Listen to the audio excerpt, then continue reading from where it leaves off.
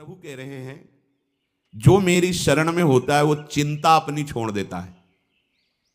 यदि तू अपनी चिंता भी कर रहा है और अपने को मेरा शरणागत भी कर रहा है तो मेरे प्रति तू अपराध कर रहा है क्योंकि तेरे को अविश्वास है, तेरा अभिमान अभी सुरक्षित है, अविश्वास है, इसीलिए तू वाणी से शरणागति की बात करता है, हृदय से तू शरणागत नहीं है। हृदय से शरणागत होने वाला अपनी चिंता छोड़ देता है।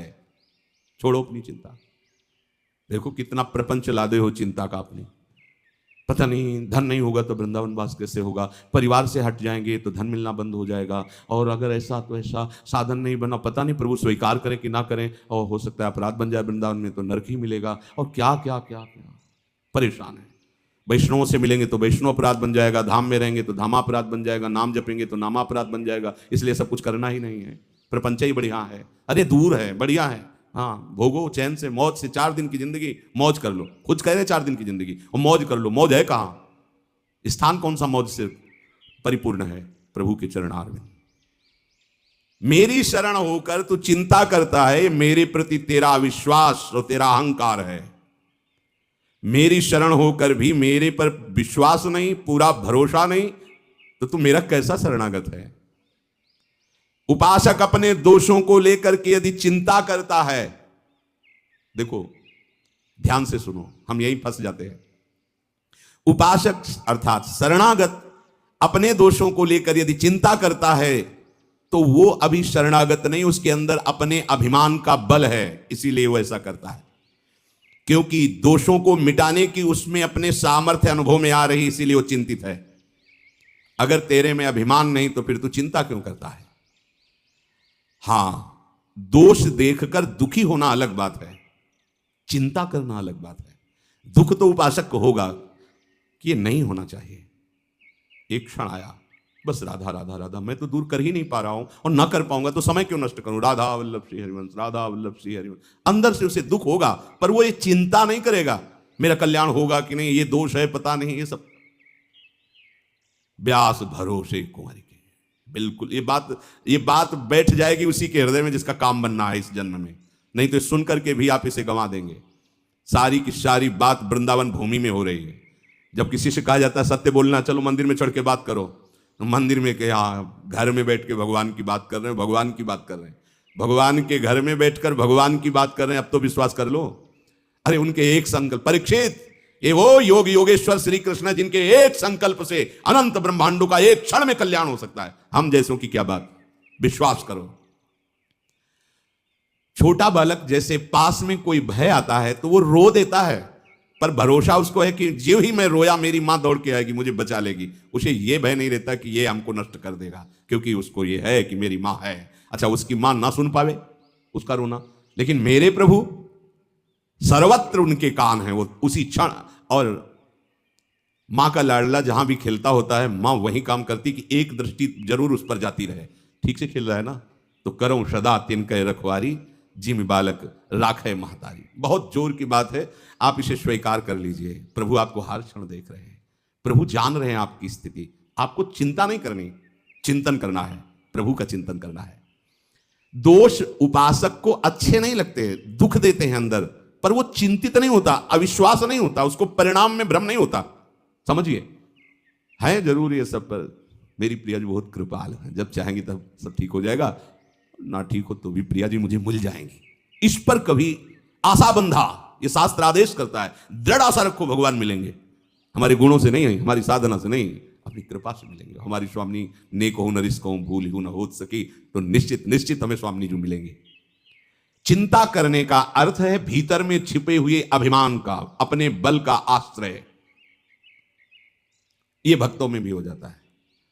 जैसे द्रौपदी जी का चीर खींचा तो पूरी सभा की तरफ देखा, पांडवों की तरफ देखा, भीष्म जी की तरफ देखा, अपनी भुजाओं से पकड़ा, दांत से पकड़ा। जब ये सब देखा कि अब कुछ नहीं हो सकता, अब तो केवल श्री कृष्ण, तो इतना विलंब क्यों किया?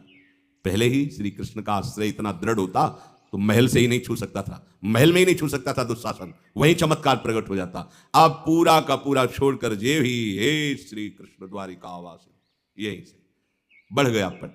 कहीं कुछ उनको आना जाना थोड़ी, इतना बोलना था कि खिंचा हुआ वस्त्र बस यहीं से खिंचता रहा, यहां से हट नहीं पाया।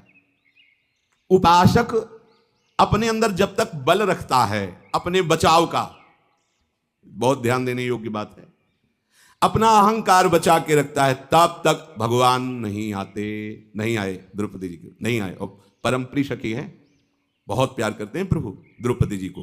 कृष्णा के जो संधि को जा रहे थे तो उन्होंने ऐसे बाल करके दिखाया, प्रभु इन्हीं केशों को पकड़कर सभा में खींच कर लाया गया था, आप जानते हो इन केशों को हम कब बांधेंगे, आपको पता है। भगवान संधि कराना चाहे, संधि ना हो। दूसरी बात, यह हमें पक्का विश्वास है कि हमारे गुण दोष से भगवत प्राप्ति नहीं होगी। भगवान कृपालु हैं, प्रियालाल कृपालु हैं, उनकी कृपा से हो जाएगी। हम उनके, यह किसी से हमें प्रमाण लेने की जरूरत नहीं, इस विषय में किसी से प्रश्न करने की जरूरत नहीं, निसंशय खड़ा हो जाएगा। सबकी मति भिन्न भिन्न है, एक भी शब्द शास्त्र से बिलग नहीं विश्वास करना। अच्छा, केवल शास्त्र ही नहीं है, हाँ, छाती भी साथ में लगी हुई है, क्योंकि यही हमारा बल है, यही हमारा जीवन है, इसी से हम जीवित हैं। चाहे परमार्थ में जीवन समझ लो, चाहे स्वार्थ में जीवन समझ लो, यही हमारा जीवन है, इसी से जीवित है। तो अब संशय की जरूरत नहीं, क्योंकि जहां प्रश्न करोगे तो वो अपनी स्थिति और मति के अनुसार ही उत्तर देगा। ऐसे कैसे हो सकता है? पाप करो तुम, भगवान के आश्रित हो तुम, दोष तुम्हारे अंदर भोगना पड़ेगा तुम्हें, अंबर हो जाके जाओ। अहम त्वाम सर्व पापेभ्यो मोक्षयिष्यामि मा शुचा, तू केवल सर्वधर्मान परित्यज्य माम एकम शरणम व्रज। किसी की सुनना नहीं, ये भगवान बोल रहे हैं जिनसे हमारा काम बनना है, हमें किसी के सलाह की इसमें जरूरत नहीं, सीधे सर्वेश्वर भगवान बोल रहे हैं, अहम त्वाम सर्व पापेभ्यो, जो मेरी शरण में आ गया, तेसा महम समुद्धरता, उसकी साधना नहीं, तेसा महम, मैं समुद्धरता मृत्यु संसार सागरात। विश्वास कर लो, ना करो तो भटकते रहो। हित ध्रुव जो विश्वास है तब वहीं सुधरे बात, ना तर माया पंथ में फिरे जो टक्कर खात। दूसरी बात देखनी है, श्री भगवान कह रहे तेरे भाव अशुद्ध, तेरी वृत्तियां अशुद्ध, तेरे आचरण अशुद्ध। ये बताओ क्या और क्या चाहिए, क्या चाहिए? विश्वास नहीं ना, सत्संग में तो ऐसा सुना पर पता नहीं, तो चलो मरो जाके, बात पकड़ लो, बैठ जाओ। यहां केवल आश्रय से माला माल हो जाओ। हम कई बार आपको सुनाया है, बहुत विद्वान है बाली, साधारण नहीं। लोग संध्या अपने घरों में करते होंगे, ये चारों दिशाओं के समुद्र में संध्या करता था, नेत्य चारों दिशाओं के समुद्र में संध्या। रावण ने जाके ललकारा, दिग्विजय कर रहा था, तो भाई इस समय हम संध्या कर रहे हैं, हमें डिस्टर्ब मत कीजिए। और वो मार ऐसे कखरी में दाब लिया और 6 महीने तक साधना संध्या आदि करता रहा। इसके बाद देखा कि होश में है कि नहीं, छोड़ा, बोले जा अपनी लंका चल। तभी जब अंगद के सामने मैं तब कहते वही रावण तो हो ना, जिसको बाली ने 6 महीने कांख में दाग के रखा था। धर्मात्मा है, ऐसा नहीं कि उसको ज्ञान नहीं है, शास्त्र का ज्ञान है, पर कुछ वासनाएं होती जिन पर विजय बिना भगवान की शरणागति की नहीं होती। सुग्रीव एक भी आचरण बाली जैसा, जो पवित्र आचरणों में बाली नहीं, महाबलशाली, शास्त्रीय बात कर रहे हैं, समुद्रों में जाके संध्या। ऐसा जब भगवान ने मारा तो उसने कहा प्रभु मैंने ऐसा कौन सा आपका पाप किया है, आपने मुझे व्याध की भांति बेध दिया, मार दिया, और सुग्रीव तुमको प्यारा लगा। ये कभी संध्या बंदन भजन साधन शास्त्र ज्ञान, हमारा छोटा भाई है, हम जानते हैं इसको, ये क्या मतलब, ये क्या बात है? आप उसका पक्ष क्यों लिया? मैं आपका कौन सा ऐसा बिगाड़ दिया? कभी अयोध्या जाके उपद्रव किया हो, कभी कुछ बात की हो तो प्रभु बताओ। हम आपसे कभी एक भी ऐसी अपमानजनक बात की? आप मेरे को दुश्मन क्यों मान लिया, क्यों मार दिया? बिल्कुल ज्ञानी पुरुष को ऐसा ले कि घोर अज्ञानी हो, शास्त्र का ज्ञानी है, किष्किंधा का राजा है, महाबलशालियों में उसकी गणना है। भगवान ने कहा हाँ, मेरे शरणागत का बैरी मेरा बैरी होता है, और यह अभी शरणागत हो चुका है। इसने कितना स्वीकार किया मुझे पता नहीं, पर मैंने अग्नि को साक्षी करके इसे स्वीकार किया है। बात समझिए, इसने कितना स्वीकार किया मुझे, भगवान कह रही है तो ये जानेगा, इसका आचरण बताएगा, लेकिन मैंने इसे स्वीकार किया है, और मेरे शरणागत का दुश्मन मेरा दुश्मन होता है, इसलिए मैंने तुझे मारा है। खास बात है, शरणागति कराने वाले परम पावन महाभागवत श्री हनुमान जी महाराज। तो शरणागति होती ही है किसी संत से, किसी संत महंत सदगुरुदेव की कृपा से जीव भगवान की शरण में होता है। तो तुम्हें अपने पर विश्वास हो या ना हो, तुम्हें संत सदगुरुदेव के द्वारा कराई हुई शरणागति जिसके प्रति, उसके प्रति दृढ़ विश्वास हो गया, सब बात बन जाए। कर तुम अकर तुम अन्यथा कर तुम सर्व समर्था सा ईश्वरा। हम ऐसे की तो थोड़ी शरणागत है, सर्व सामर्थ्यशाली। बस अपने धर्म से नहीं हिलना, आपको चिंता नहीं करनी। एक शंकर नाम के भगत थे, बड़ी श्रद्धा विश्वास पूर्वक शालिग्राम भगवान की आराधना करते थे। गंडकी नदी के किनारे एक गांव था, वहां उनका जन्म हुआ था। ब्राह्मण कुल में जन्म हुआ, बड़े धर्म से चलते थे। पर ब्राह्मणों का क्या, तप ही धन होता है। तो एक जमींदार ठाकुर थे, वो उनको रोज सीधा देते और अपने मंदिर की सेवा में भी उनको, और एक पाठशाला खुलवाई थी संस्कृत की, तो कुछ अर्थ भी देते थे और गुरु की तरह उनको मानते थे शंकर भगत को। वो बड़े धनी थे। उनको एक दिन मकान बनवाने के लिए जमीन खोद रहे थे, तो सोने का कलश मिला। जमींदार जो धर्मात्मा पुरुष धर्म करते रहते हैं, तो ये सब ऐश्वर्य धन उनके पास जाने लगता है, क्योंकि उससे जगत मंगल होता है। तो उन्होंने पंडित जी से पूछा, ये स्वर्ण मिला हुआ है, उस समय करोड़ों की लागत का। तो उन्होंने कहा कि आप भगवान सूर्य का मंदिर बनवाएं, कुछ हिस्से से अपने परिवार की और उन्नति के लिए रख लीजिए, पर उसका 1/3 हिस्सा मंदिर में लगवाएं। बात कुछ दिनों बाद जो जमींदार थे वो पधार गए, तो उनका जो बड़ा लड़का था वो बहुत ही दुष्ट स्वभाव का था। केवल उनके भय से वो चुपचाप रहता था, दुष्टता उस समय भी करता था। अब तो पिता गए, तो उसे पता था स्वर्ण राशि का भी कि मंदिर बनाने के लिए ऐसा ऐसा। तो उसने पूरी नकली दस्तावेज तैयार किए, उसमें अपने पिता के दस्तखत कर दिए और उसमें लिख दिया कि मैं अपने बड़े बेटे को पूरे स्वर्ण का अधिकार देता हूं, वो जो चाहे सो कर सकता है, और दस्तखत अपने पिता के। जब बंटवारे का समय आया तो भाइयों ने बात रखी कि पिता ने कहा था उस स्वर्ण राशि को सूर्य मंदिर बनवाना है, और इसके साक्षी हैं शंकर भगत। नहीं, अंतिम समय एकांत में पिता ने केवल मेरा ही अधिकार रखा है, आप कागज देख लीजिए। तो ऐसे दस्तखत संभाल के किए थे कि बिल्कुल वैसे ही पिता के जैसे। गांव के लोगों के सामने पंडित जी को बुलाया। पंडित जी ने कहा, नहीं, हमसे तो उन्होंने यही कहा था कि सूर्य मंदिर बनेगा, ऐसा ऐसा। दिखाओ कागज। कागज दिखा। उन्होंने कहा, ये दस्तखत भगत के नहीं, सेठ के नहीं, क्योंकि हम बहुत नजदीक रहे, उनको देखा है, उनके दस्तखत ऐसे नहीं। तो बड़े लड़के ने कहा कि हाँ, तुम ही तो एक ज्ञानी हो, ये कैसे तुम झूठ कह सकते हो। वो उठकर चले गए। लड़के ने बड़े विचार किया कि अच्छे अच्छे घूस में फिसल जाते हैं, इसको कुछ घूस देंगे और अपने अनुकूल करें। उसके घर गए, प्रणाम किया। पंडित जी ने सोचा, इस दुष्ट का स्वभाव कैसे बदल रहा है, और बहुत मीठी मीठी, अगर दुष्ट मीठी मीठी बातें भी करे और झुके तो ऐसे समझो जैसे सांप झुक रहा है। अगर सांप हटकर पीछे झुक रहा है तो वो वार करेगा, सिंह झुक रहा है तो छलांग लगाएगा, ऐसे ही दुष्ट झुक रहा है तो तुम्हारे नाश के लिए झुक रहा है, वो प्रणाम नमस्कार नहीं हुआ। पंडित जी, इतने दिन हो गए हमारे पिता की भी पंडिताई करते हुए, पूजा करते हुए, मिला क्या? एक सीधा जो हमारे घर से जाता है उसी से भोजन तुम्हारा होता है, माला माल हो जाओगे। आधा आधा, आधा सोना आपका, आधा हमारा। असलियत यही कि हमने जालसाजी की है, दस्तखत हमने की है, अब मान जाओ। उनका धूर्त कहेगा, तू हमारे को धन से लुभाए मान? हमारे तो ठाकुर जी परम धन है, जीवन उनके लिए है। भले तेरे घर से सीधा ना आए तो मांग के खा लेंगे, लेकिन धर्म विरुद्ध आचरण थोड़ी करेंगे। तो आश्रय नहीं बदलना चाहिए, धर्म विरुद्ध आचरण नहीं होते भक्त के शरणागत। उनका हमारे प्रभु सर्व समर्थ है, मैं उनका शरण भाव स्वीकार किए हूं, मुझे किसी धनादि की अधर्म पूर्वक जरूरत नहीं। तो उनका हमारे पास और भी हद करने हैं वो आपको मनाने के लिए, वो ना अपनाना पड़े तो बोले तुम हमें धमकी देते हो। अरे जिनसे काल डरता है उन भगवान की शरण में जा, तुझे जो कुछ करना है कर। जाके चला गया। अब उनका समय था कि मध्याह्न के बाद जाते, सरोवर में स्नान करते, मंदिर में पूजा में जाते और अंधेरा होने पर वापस होते। शंकर भगत वापस आ रहे थे अंधेरे में, और एक करौली चाकू खोस करके गया और कहा, अब मान लो मेरी बात, अंधेरा है, कोई है नहीं, मेरी बात मान लो।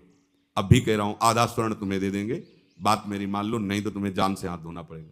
बोले, हमने तो पहले ही हाथ धो रखे हैं जान से, हमने अपनी जान तो प्रभु को समर्पित कर दी, तुझे जो भावे कर, अधर्म में कदम नहीं रख। उसने चाकू ली, छाती पे पेट पे वार किया चाकू से। वो बस भगवान का स्मरण करते हुए गिर पड़े, वो तो भगा। जे ही गिरे स्वेग जैसे कोई दिव्य देश में आ गए हो। देखा सामने सुंदर अद्भुत अद्भुत लताएं हैं, एक कनक भवन है, उसकी भावना शालिग्राम की भगवान राम के प्रति। देखा कि सिया जो विराजमान है, राम जो विराजमान, हनुमान जी महाराज उनके चरण पकड़े हैं, लक्ष्मण भरत शत्रुघ्न ये सब आसपास राज दरबार लगा हुआ है। भगवान ने कहा, आओ आओ। हनुमान जी ने गले लगाकर उनको परमानंद की अनुभूति हो रही, भगवान दुलार कर रहे हैं। अच्छा तुम्हारे लग गया? और ऐसे भगवान जीवी किए, वो सब घाव खत्म हुआ, एकदम आनंद। अभी तुम जाओ, अभी तुम जाओ, तुम्हारे द्वारा भक्ति का विस्तार होगा, धर्म की स्थापना होगी, और ये मेरा ही कार्य है। जो ऐसा कहकर भगवान ने दुलार करके आंख खोली उनको जैसे सो के जगे हो, ऐसा लगा मानो स्वप्न में वो घटना हुई थी। ऐसे देखा कोई घाव नहीं, कोई कष्ट नहीं, चल पड़े। और आगे जब गए तो खून की उल्टी करते हुए वो पड़ा था जिसने चाकू मारी थी। आगे गए, उन्होंने कहा भैया तुम्हें कैसे कष्ट हो? तुरंत गोद में उठाया और भगवान से कहा प्रभु यदि थोड़ी भी भक्ति हमारे हृदय में, इसको पीड़ा नहीं होनी चाहिए। फिर उसको चेतना आई, उसका खून उगलना बंद। बोले भैया क्या हो गया? तो बोले क्षमा करो, जे ही आपको मार के हटा तो पता नहीं कौन था, हमें परिचय नहीं, पर वो इतना बलवान था कि उसके एक थप्पड़ पर हम उस समय से खून ही डाल रहे हैं और हमें होश ही नहीं। अगर आप हमें गोद में ना बैठालते, दुलार ना करते तो मुझे होश ही नहीं होता। कभी गलती नहीं करेंगे, कभी बेईमानी नहीं करेंगे, हम सब सभा के बीच में कह देते ऐसा ऐसा। और आज से जीवन भर आपकी हम सेविका, हम जान गए कि भगवान की भक्ति में कितनी शामिल। ये कर तुम अकर तुम अन्यथा कर तुम, तेरे भाव ठीक नहीं है, तेरी वृत्तियां ठीक नहीं है। अरे जो स्वीकार करे वो कह रहे भैया तुम्हें दुनिया से क्या मतलब है? समझो, हमें इनकी शरण में होना है ना, हमें दुनिया से मतलब नहीं। दुनिया हमको काना कहे, रूप कहे, लेकिन मालिक मुझे पसंद करते तो दुनिया से हमें क्या मतलब है? मैं किसी योग्य नहीं हूं लेकिन मेरे मालिक मुझे पसंद करते हैं, तो हमें दूसरों को पसंद करवाना है क्या? इसी को दंभ कहते हैं। मालिक की पसंदीदा बात पर तुम्हारे को ध्यान नहीं है, दूसरों को प्रसन्न करना चाहते हो, तो ये सब नगर नारी के स्वांग हैं। स्वांग सब नगर नारी के, विषयीन हाथ बिकाए नहीं रिझवन बतार के। अपने प्रीतम को प्रसन्न करना है क्या? तू मेरा शरणागत है, तेरा भाव ठीक नहीं, तेरी वृत्ति ठीक नहीं, तेरे आचरण शुद्ध नहीं, तो भी तुझे चिंता नहीं करनी, क्योंकि तू मेरा है, मैं चिंता करूंगा। बोलो क्या परेशानी? योगक्षेमम वहां में हम, तू मेरा चिंतन करना। इतनी खुली बात, ये मतलब केवल भगवदाश्रित होने की बात है। केवल तू अगर चिंता करता है तो तू संभाल लेगा क्या अपने को? फिर मेरी शरण में चिंता कर, तेरा भाव अशुद्ध है, तेरे आचरण अशुद्ध है। राधा राधा, एक दिन महात्मा बन जाओगे। ये आश्रय तुम्हें एक दिन भगवान के समान बना देगा। मेरी शरण जो लेकर के तू शोक करता है, भाई तू बड़ी भारी गलती कर रहा है। मेरी शरण होकर भार अपने सिर पर ले रहा है। व्यास दास प्रगत बखानत डारी भार पे भार, परम धन राधा नाम आधार। शरणागत होने के बाद भक्त का लोक परलोक, भक्त की सदगति मेरी जिम्मेवारी। अब बताओ क्या करोगे? राधा राधा करो, चुपचाप राधा राधा। हे पकड़ लो, स्पष्ट पकड़ लो, यही बात पकड़नी है। अंतिम में भी यही बात आती, भरोसो दृढ़ ये आखिरी शब्द है। शरीर छूटने का समय था तब सूरदास जी, भरोसो दृढ़ इन चरणन केरो, श्री वल्लभ नख चंद्र छटाबिन, सब जग माहि अंधेरो भरोसो। आखिरी पंक्ति में कहते हैं कि मैं अपनी बात क्या कहूं, दोनों तरह से अंधा हूं, बाहर से भी और भीतर से भी। तो यही खास बात है, हर तरह से असमर्थ हो। वो भगवान करे तुझे लोक परलोक की चिंता, सदगति की चिंता नहीं करनी, मेरे भरोसे मेरा आश्रय कर। किसी भी बात की चिंता करना मेरी शरणागति में कलंक है। दिविवा भुविवा ममास्तु वासो, नरके वा नरकांतक प्रकामम, अवधीरित शारदार विंदौ चरणौ ते मरणेपि चिंतयामि। हे नरकासुर का अंत करने वाले प्रभु, आप मेरे को चाहे स्वर्ग में रखें, चाहे भूमंडल में रखें, चाहे नरक में रखें, आप जहां चाहें वहां रखें, जो कुछ चाहें वो करवावें। आज से मेरा कोई भी अधिकार इस शरीर पर नहीं है, मेरे पर आपका अधिकार है। हाँ, बस मैं एक बात चाहता हूं कि आपके श्री चरणारविंद का आश्रय न छूटे, आपके चरणारविंद का चिंतन न छूटे। बस आपको पूरी छूट है, जहां चाहो जैसे चाहो रखो, जैसे चाहो बर्ताव करवाओ नाथ, बस आपका चिंतन न छूटे। आपको एक भाव केवल दृढ़ता से पकड़ना है कि मैं प्रियालाल का प्रियालाल मेरे। चिंता भय शोक शंका बिल्कुल नहीं करनी, जड़ से हटा दो इसे। आप देखोगे आप धीरे धीरे निर्दोष होते जा रहे हो, क्योंकि अब दृष्टि प्रभु पर टिक गई है आपकी। भरोसा ले लिया, प्रभु की दृष्टि आप पर। ये था माम प्रपद्यन्ते, और जहां प्रभु की दृष्टि पड़ी तो जैसे सूर्य के प्रकाशित होने पर अंधकार नहीं टिकता, ऐसे प्रभु की दृष्टि पड़ने पर वो महासदगति को प्राप्त होता है, निर्विकार हो जाता है, वो साधु हो जाता है। भगवान कहना क्षिप्रम भवति धर्मात्मा, मैं उसे बहुत शीघ्र धर्मात्मा बना देता हूं। प्रभु के सन्मुख होकर शरीर का सहारा, भोगों का सहारा, व्यक्ति का सहारा, धन का सहारा, शरीर के संबंधियों का सहारा, ये सब मिट जाता है। असली शरणागति जब उदय होगी, तुम्हें मिटाने के लिए प्रयास नहीं करना, स्वयं अरुचि हो जाएगी। अब आप में शरणागति का प्रभाव जागृत हो रहा है। क्या? निश्चिंतता। जब भक्त अपनी मान्यताओं को, अपनी मानी हुई समस्त संपत्ति को, वृत्तियों को प्रभु के हवाले कर दिया, समर्पित कर दिया। लोक परलोक की कोई चिंता उसके हृदय में नहीं रह जाती। मेरा जीवन निर्वाह कैसे होगा, मैं कहाँ रहूंगा, बीमार होऊंगा तो मेरी सेवा कौन करेगा, मेरी दशा क्या होगी, मेरी गति क्या होगी, ये चिंता शरणागत में बिल्कुल नहीं रहती। प्रभु के शरण होने पर शरणागत भक्त में ये एक बात आ जाती है कि अगर प्रभु के पसंद में मैं ना आता तो प्रभु ये मुझे मार्ग ही नहीं देते। जब मार्ग दे दिया शरणागति का मतलब वो मुझे अपनाना चाहते हैं। अब अपनाना चाहते हैं तो पहले तो हम बहुत गंदे थे, अब तो उसके दाग रह गए हैं, तो गंदगी में स्वीकार किया है मुझे।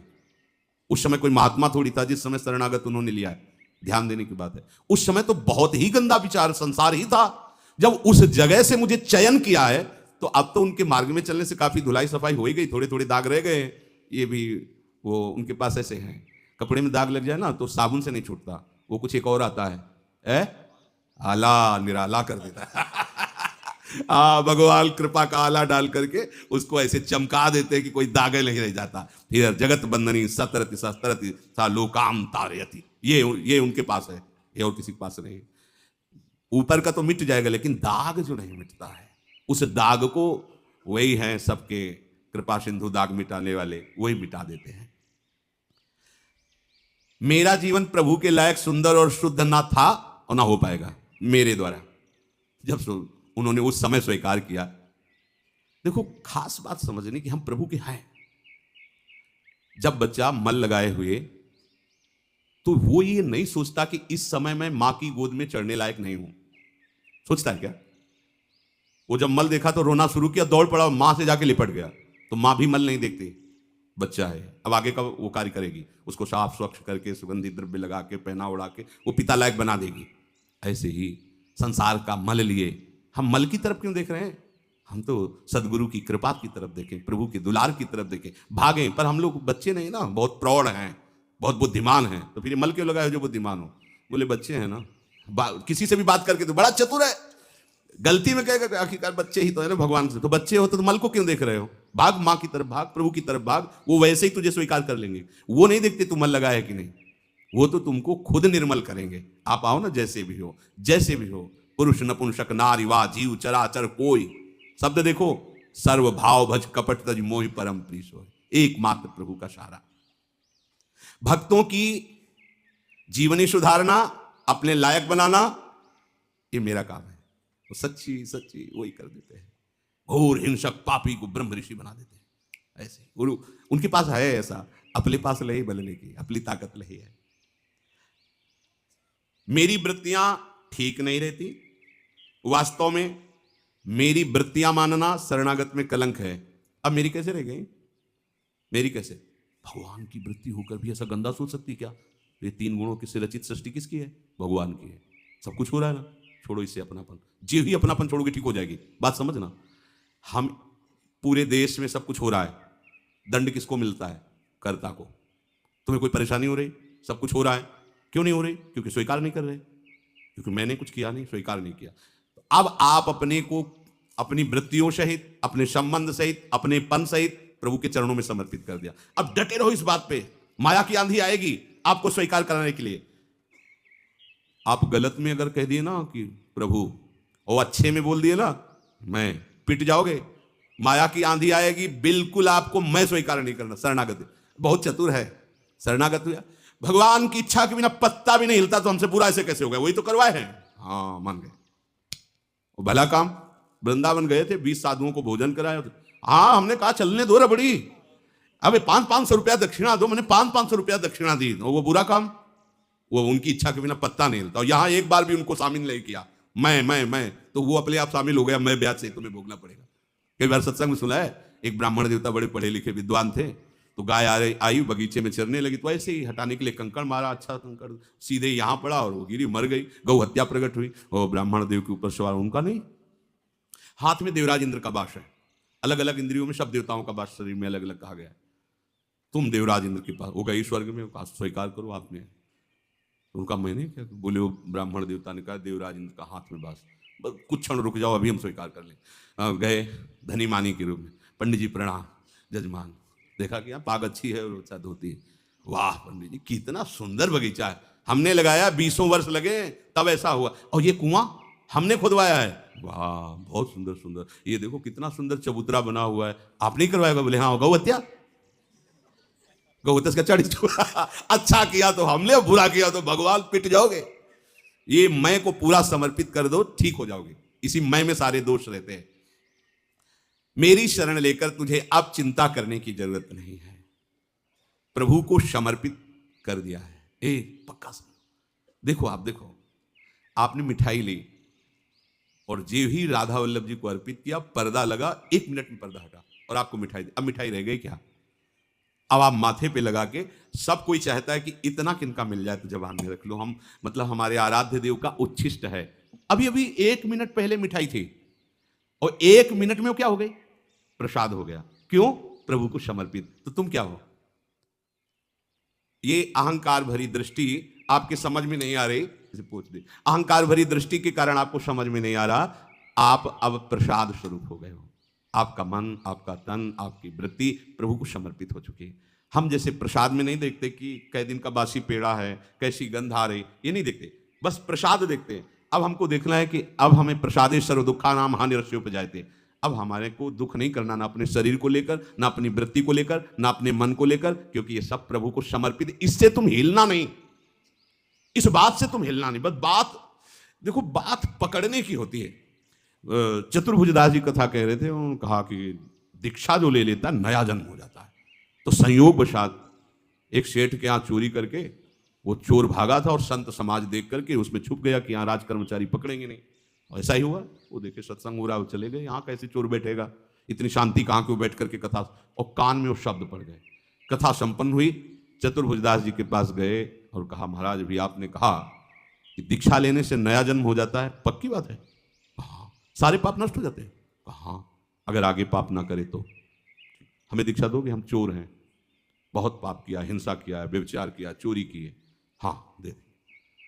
तो कल के लिए नहीं ऐसे लोगों को टाला जाता। ये लोग विशेष कृपा पात्र होते हैं, अभी बुद्धि बदली, कौ सुबह बदल जाए। तुरंत उन्होंने अपनी तरफ से कंठी लेकर उनके गले, जग मंगल के लिए संत का स्वरूप होता है।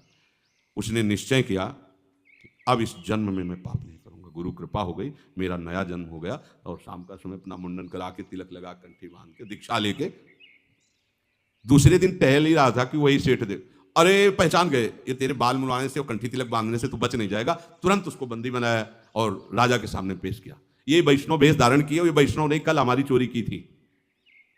दृढ़ निष्ठा देखिए, स्वीकृति का सारा खेल है। उसने कहा, महाराज इस जन्म में हमने चोरी नहीं की। बोले जन्म की क्या महाराज, हम कसम खा कहते हैं कल इसने हमारे यहाँ चोरी की। और जब दोनों सत्य पर अड़े तो उस समय, पुराने समय में सत्य की परीक्षा के लिए लीला की जाती थी कि हाथ में कोमल पीपल की एक पत्ते ऐसे रखे और कच्चे धागे से ऐसे लपेटा जाता था और उसके ऊपर जलता हुआ लोहे का लाल लाल फार रखा जाता। ना सूत झुलसेगा और ना वो पत्ता सिकुड़ेगा, और 7 कदम चल के उसे छोड़ दो, अगर वो झुलस गया या जल गए तो तुम छूटे हो। वो प्रयोग किया गया, उसके हाथ में रखा गया और कहता, गुरुदेव ने कहा था कि दीक्षा के बाद नया जन्म होता है। इस जन्म में मैंने कोई पाप नहीं किया। और 7 कदम चला, फेंक दे, खत्म, कुछ नहीं झुलसा। राजा ने कहा, फांसी दे दो इसको, ऐसे वैष्णव पर झूठा आरोप करता है। अब तो कोई, तो उन्होंने राजा से कहा, फांसी न दो, ये भी ठीक कह रहा है। बोले आप कैसे ठीक मान सकते हैं, आपने अभी तो प्रमाण दिया। बोले नहीं, वो इस जन्म की बात है ना, कल तक हमारा दूसरा जन्म था, हम कल तक चोर ही थे। हाँ, आज हम गुरुजी से दीक्षा ली तो अब हमारा नया जन्म। मिलाओ अपने वो चतुर्भुजदास जी का भी शिष्य। आप देखो स्वीकृति, अभी तक हम पापी नीच अधम सब थे, पर आज से हम भगवान के शरणागत हैं। अब हमारी जिम्मेवारी प्रभु के ऊपर है, हमारी जिम्मेवारी अब हमारे ऊपर नहीं है। हमारे कल्याण की, हमारी पवित्रता की, हमारी साधुता की, हमारे जीवन, सारी जिम्मेवारी मेरे प्रियालाल के ऊपर। बस निश्चिंत हो जाओ, हरि गुरु आश्रय ले। पर ये तभी होगी जब ऐसी स्वीकृति होगी कि नहीं, गुरु ने कहा है कि नया जन्म होता है, तो इस जन्म में हमने वो डर जाता अगर निष्ठा ना बनाया था कि मतलब कल तो चोरी की थी, पता नहीं गुरु जी के वाक्यों में दम है कि नहीं, जल जाता, पक्का जल। उसे पक्का विश्वास था कि नहीं, ये परमार्थ विश्वास है। महादेव जी से उमा जी ने कहा, अब गंगा स्नान गए, देखो कितने पावन लोग, हजारों लोग गंगा, बोले पानी में नहा रहे हैं, गंगा तो कोई एक आध नहा रहा है इसमें। आपकी बात तो हमारी समझ में नहीं आती है, हजारों डुबकी मारे, जय गंगा जय गंगा, आप कह रहे हो कि पानी में नहा रहे हैं। आपको बताते हैं गंगा स्नान ऐसे साइड में फिसलन का सा रूप करके और गड्ढे में गिर गए, वयोवृद्ध का रूप रख के। और माता भगवती अपने रूप का शमन करके साधारण नारी की तरह, और जो गंगा नहा के निकल, भैया हमारे पति फिसल के गिर गए, हमारी सामर्थ्य नहीं कि उठा, थोड़ा आप हाथ लगा दोगे? तो कोई कोई तो क्या बुढ़ा, चले गए। कोई कोई लोटा जहां रखता तो बोले सुनो भैया हमारे पति निष्पाप हैं, अगर तुम पापी हुई और छुआ तो भस्म हो जाओगे। बोले ओम करते आज जरे कौन इस चक्कर में पड़े, चल दिए। प्रायः कोई एक भगवत स्मरण करते हुए आ रहे थे तो उठाने के लिए उनका, भैया सुनो हमारे पति निष्पाप हैं, यदि कोई भी पाप आपके अंदर है आप छुए तो भस्म हो जाएंगे। तो उनका, माता जी अभी संशय क्या, गंगा नहा के आ रहा हूं, गंगा स्नान से जीव तत्काल निष्पाप हो जाता है, तो अभी संशय है क्या? और उठाया महादेव जी को बाहर और उनको भगवान ने फिर दर्शन दिया। गंगा किसने स्नान किया? हजारों में एक ने, नहीं सब पानी में डुबकी लगे। ये गंगा स्नान क्या हुआ? विश्वास, मैं गंगा स्नान करके आ, अरे मैंने गुरुदीक्षा ले ली है, अब हमारा जीवन कोई साधारण थोड़ी है, हम तो प्रभु के दास हैं, हम तो प्रियालाल के। ये ठसक, बोले कैसे प्रियालाल के हो सकते हैं, हमारा तो मन नहीं लगता, हमारे तो ये हमारे तो वो। तो जब तुम्हें घसीटा गया था प्रियालाल ने, जब आपको चयन किया वृंदावन बुलाया, तब आप बहुत अच्छे महात्मा थे क्या? आप वो सोचो, हम लोग कीचड़ में ही सने हुए थे, तब उन्होंने कृपा की। अब तो कई बार स्नान करवा के थोड़ा तो निखार आ ही रहा है, तो अब काहे को चिंता करते हुए अपनी, जब इतना धो दिया है तो फिर और वो आला वाला डाल के धो देंगे, बिल्कुल साफ कर देंगे। आप निश्चिंत रहिए। निश्चिंत होना शरणागति का पहला, आपके अंदर निश्चिंतता आनी चाहिए। फिर है निर्भय होना। भय होता है जब हमसे कोई गलत आचरण हो जाता है, साधक से भी जब वो धर्म विरुद्ध आचरण करे तो भय हो जाएगा, हमारी बात खुल ना जाए, ये क्यों ऐसा हुआ, अंदर अंदर उसके अंदर भय। दूसरा भय होता है अपनापन में, जिससे अधिक अपनापन होता है उसमें भय लगने लगता है। अधिक प्रीति मन भाव सुन लिया, कहीं बिछुड़ न जाए, कहीं नष्ट ना हो। तो अपनापन अगर शरीर में है, अपनापन मन बुद्धि में है, भोगों में है, तो भय लगेगा। उसने सारा अपनापन तो प्रभु को दे दिया है, अब उसे कोई भय नहीं होता, वो निर्भय होता है। भय नहीं होना चाहिए। आचरणों की कमी होने से भीतर में भय पैदा होता है, सांप बिच्छू बाघ आदि से बाहर से भय पैदा होता है। शरणागत को दोनों प्रकार का भय नहीं होता। वही होगा जिससे हमारा सुधार होगा। प्रभु की होगी कोई लीला, मान लो गलती करवाएं, पिटवा दें, निंदा हो तो जरूरी थी ये दवा, कोई ना कोई अंदर अहंकार बकाया होगा, उसको ठीक करने के लिए लीला कर रहे हैं। अब हमें भय करने की जरूरत नहीं, मंगल हमारा निश्चित है। मंगल भवन की शरण में अब कुछ भी होगा सब मंगल होगा। बड़े बड़े विद्वानों को भी देखा गया कि भय रहित नहीं हो पाते, शरणागत निर्भय होता है। 5 वर्ष के बालक प्रहलाद जी, क्या क्या उनके साथ हिरण्यकश्यप कर, कभी रोए क्या, कभी भयभीत हुए क्या? यहाँ चूहा निकल पड़े तो सब खड़े हो जाएंगे। ले हम लोग कैसे शरणागत भक्त है, अगर चूहा निकल जाए तो सब अभी खड़े, हल्ला मच जाएगा ये चूहा ऐसे। तो मतलब भय की स्थिति तभी जाएगी। देखो कहा सिंह हो, बोले नहीं नरसिंह। देखा रत्नावती जी के, सच्ची शरणागति में निर्भयता आ जाती है। कुछ भय ऐसा होता है कि मेरी वृत्तियां खराब हो गई हैं, मेरे भाव अंदर प्रभु का नहीं रह गया है, और हमें लगता है मुझे भगवान क्या स्वीकार करेंगे।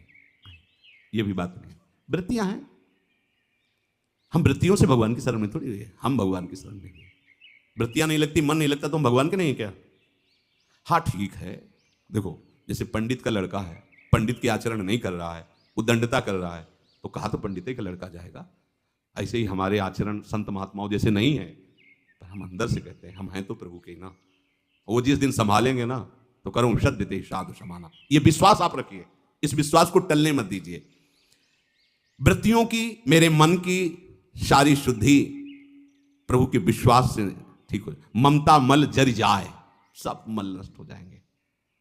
मत प्रसादात तरिष्यति सर्व दुर्गाणी मत प्रसादात, मेरी कृपा से सब दुर्गुणों से मुक्त हो जाएगा।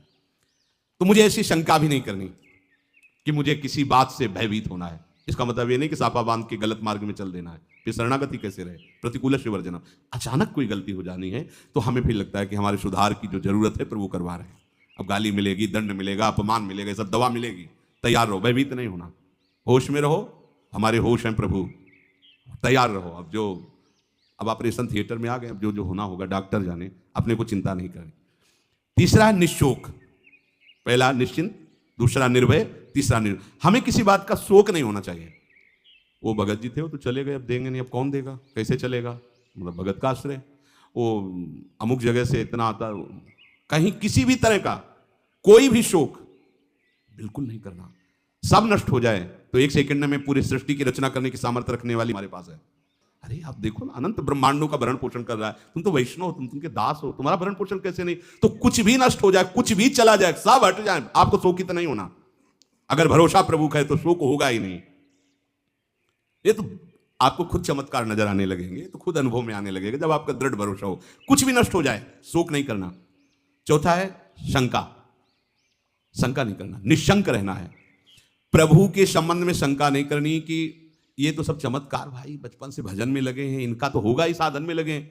अब हम लोग गृहस्थी में रहे, परिवार में रहे, तो क्या हुआ? आज से अभी से शरणागत है तो वैसे ही प्यारे हैं प्रभु के जैसे वो 1000 वर्ष से प्यारे हैं। प्रभु की दृष्टि में नहीं।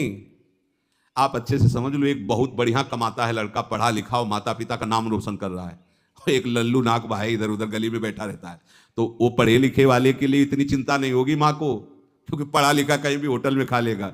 ये तो ऐसा लल्लू है कि भूखा ही बैठा रहेगा, इसको खुद पता नहीं तो माँ जाएगी जबरदस्ती उसको पवाएगी बैठ के, और पा। ऐसे ही प्रभु के लिए हम लोग लल्लू है, वो हमारा प्यार इतना सुरक्षित है। जो ज्ञानी विज्ञानी महात्मा जितेंद्रिय हो तो भैया पढ़े लिखे बड़े, अबले लोग क्या है, न ज्ञानी है, न विज्ञानी है, न बैरागी है, न महात्मा है, बस प्रभु के हो गए हैं, वो भी उनकी कृपा से। अपने अंदर कोई ऐसी लालसा भी नहीं थी कि हम प्रभु के हो जाए, हो गए ऐसे उनकी कृपा से। बस ये समझो इतना दुलार करते हैं कि बड़े बड़े ज्ञानियों को भी उतना ज्ञानियों को कहा है आत्मा, मेरी आत्मा है, लेकिन भक्तों को क्या कहा है, मेरा भक्त अगर तो मैं अपनी आत्मा शंकर, भगवान ने ऐसे वर्णन किया, बलराम जी, लक्ष्मी जी, यहां तक मेरा तन मैं उसको भी त्याग दूं। इतना प्यार करते हैं अपने भक्तों से। पर कौन से भक्त? जो पूरे के पूरे प्रभु के आश्रित है। हमें शंका नहीं करनी कि पता नहीं मैं शरणागत हुआ कि नहीं, पता नहीं भगवान ने हमें स्वीकार किया है कि नहीं। हमने स्वीकार कर लिया, ये हमारी जो स्वीकृति हुई ना, ये उन्हीं की स्वीकृति से हुई, हमारी स्वीकृति से नहीं। अगर आप बोल रहे राधा, तो श्री जी आपको प्यार करती तब बोल पाए तुम राधा। तुम्हें याद आया प्रिया प्रीतम, ये तभी याद आया जब वो निकुंज से आपको याद कर रहे हैं। विश्वास करो इस बात पर, आपकी सामर्थ्य नहीं थी कि आप अपनी चिंतन वृत्ति को इधर ले जाते, उन्होंने घसीटा है। अब शंका मत करो उनकी शरणागति पर। प्रभु का प्रियालाल का मैं हूं, प्रियालाल मेरे हैं, इसके बीच में कोई संदेह नहीं। मैं कैसा हूं इससे कोई मतलब नहीं। पांचवा, परीक्षा ना करना। प्रभु की शरण होकर ऐसी परीक्षा ना करें कि मैं जब प्रभु की शरण में हो गया हूं तो मेरे में ऐसे लक्षण घटे कि नहीं घटे। नहीं घट रहे तो मतलब शरणागत नहीं हो। लक्षण घटवाएं या ना घटवाएं, सद्गुण हो या ना हो, गले पड़ गए, हाथ टूट गया ना, गले में पट्टी से बांध दिया, वो क्या है, गले पड़ गए। हम प्रभु के गले पड़ गए, हाथ टूटा हुआ पट्टी में हिलगा हुआ है, अब वो कुछ नहीं कर सकता, बस गले पड़ा हुआ है, समझ रहे हो ना। ऐसे ही हम टूटे हुए हैं, हम कुछ करने लायक नहीं है, पर प्रभु के गले पड़े हैं, दूसरे गले मत लगना। यहां हम कहते प्रभु के गले लगते हैं, विषयों के, भोगों के, ना जाने क्या क्या, ये ठीक नहीं है। वो हाथ केवल गले पड़ जाता है, ऐसे केवल हरि प्रिया के चरणारविंद के आश्रित, अन्य आश्रय नहीं। यदि ऐसे लक्षण नहीं तो मैं शरणागत नहीं, मैं भगवान का शुद्ध शरणागत नहीं। भगवान ने कहा मैं उसे प्यार करता हूं जो अदृष्टा सर्वभूतानां मैत्रा करो। बना लो। ऐसे नहीं थे हम जो हमको पसंद किया है, ना पहले थे और ना अब हैं। तो जैसे पहले पसंद किया है अब बना लो अपनी पसंद का। हाँ, आप जैसे बनाते जाओगे वैसे ही बनता जाएगा। सृष्टि आपने बनाई है, ये आंख आपने बनाई है, अगर आप इसको कानी कर देते तो एक से नहीं दिखता। आपने ऐसे ही अंदर जो आपको पसंद हो निर्माण कर लो, खेती आपके नाम है, जो चाहो इसमें उपजा लो। ये बहुत आनंद का विषय है, पर इतनी हिम्मत तभी आएगी जब ये बात सुनकर स्वीकार करोगे। नहीं, डर जाओगे। बातों से क्या होता है, बातों से कोई भगवत प्राप्ति हो जाती है, शरणागति बातों से थोड़ी हो जाती है। हम भी कहेंगे, आपको ये बात पकड़े रहना है कि हमने स्वीकार कर, और इसी से परिवर्तन हो जाएगा। गुणों की बढ़ोतरी या कमी से शरणागति पे कोई फर्क नहीं पड़ता। जय अगबधेव व्याध जिमि बाली, सोई सुकंठ पुनकीन कुचाली, सोई करतूत विभीषण केरी, सपने हो राम नतिन। बलिहारी शरणागति की जय हो। हाँ, छठवां है विपरीत धारणा ना करना। प्रभु के शरणागत भक्त में विपरीत धारणा कैसे हो सकती है? हमने तो कई वर्ष से देखा, पर हमें लगता है भगवान ने हमें स्वीकार नहीं किया और फिर इसीलिए हम लौट पड़े संसार। विपरीत भावना नहीं, कैसी भी परिस्थिति हो विपरीत चिंतन तुम्हें नहीं करना, नकारात्मक सोच हृदय में नहीं रखनी। अपना संबंध कैसा है प्रभु से, अपनी कितनी गलती है, अपनी क्या कमी है, अपने को नहीं चिंतन करना। योगक्षेमम वाम्यम। श्री हरिवंश राधा वल्लभ श्री हरिवंश।